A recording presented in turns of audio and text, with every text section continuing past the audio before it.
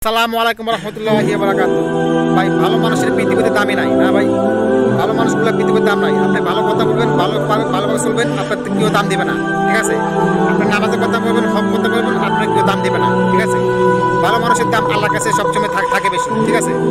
ভালো মানুষের দাম থাকে আল্লাহর কাছে, মানুষের কাছে থাকে না। আল্লাহ হাফেজ। আমি যখন আল্লাহকে নিয়ে নবীকে নিয়ে যখন আমি যখন ভাবি, তখন আমার চোখের পানি অটোমেটিক করতে থাকে। আমি চোখের পানি আমি তখন ধরে রাখতে পারি না। আমি যখন আল্লাহকে নবীকে যখন ভাবি, ঠিক আছে। আপনারা সবসময় আল্লাহকে নবীজিকে সবসময় স্মরণ করবেন ইনশাআল্লাহ। মানুষ মানুষকে ভালোবাসবে স্বার্থের কারণে, তবে আল্লাহকে ভুলে যাবে, ঠিক আছে।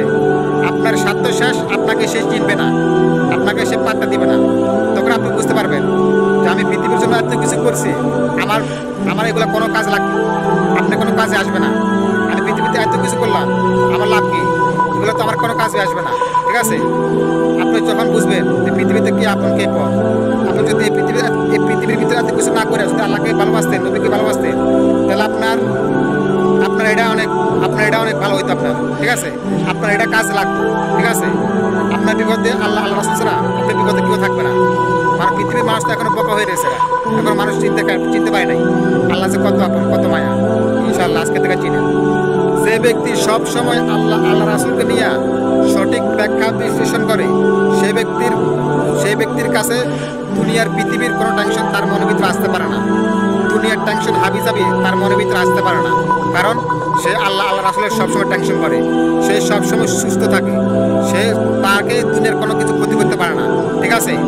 আর যারা আল্লাহ রাসূলকে নিয়ে গবেষণা করে না, ঠিক আছে, কোনো চিন্তা করে না, সঠিক ব্যাখ্যা বিশ্লেষণ করে না, তার মনের ভিতরে দুনিয়ার যত হাবিজাবি টেনশন আছে, দুনিয়ার হাবিজাবি যত টেনশন আছে, তার মনের ভিতরে আসে, ঠিক আছে। সে তখন পথভ্রষ্ট হয়ে যায়। সে তখন তাকে হক কথা বললে তার কাছে ভালো লাগে না, ঠিক আছে। তার কাছে ভালো লাগে না। তার মনের ভিতরে দুনিয়ার টেনশন তার মনের ভিতরে আসে, ঠিক আছে। সে তখন আল্লাহ রাসূলকে সে ভুলে যায়, ঠিক আছে। এই দুনিয়া আমাদের জন্য পাগল করে দিয়েছে না ভাই। এই দুনিয়া তো আমার জন্য কোনো কাজে আসবে না। পৃথিবী একদিন ধ্বংস হয়ে যাবে, এটা একমাত্র শিওর। আল্লাহ হাফেজ। মানুষ একদিন সব কিছু মানুষ একদিন সব কিছু হারাইয়া আল্লাহকে চিনবে, নবীকে চিনবে, এর আগে চিনবে না। সেদিন মানুষের দুনিয়ার কোনো কিছু কাজ লাগবে না, সেদিন তখন আল্লাহকে চিনবে, নবীকে চিনবে। সেদিন চিনলে কোনো ভাই লাভ হবে না, ঠিক আছে। আপনি সময় থাকতে আল্লাহ রাসূলকে চিনেন, ঠিক আছে। মানুষ দুনিয়ার সব কিছু হারাইয়া আল্লাহকে চিনবে, ঠিক আছে। মানুষ যখন মানুষের কোনো কাজ লাগবে না, ঠিক আছে।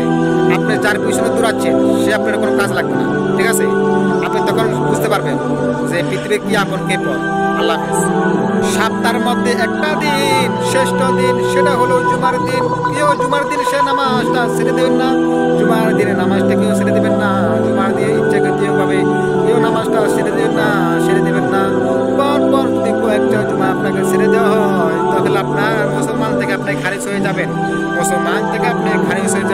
পর যদি আপনি কয়েক জুমা ছেড়ে দেন, মুসলমানের কাছ থেকে আপনি খারিজ হয়ে যাবেন।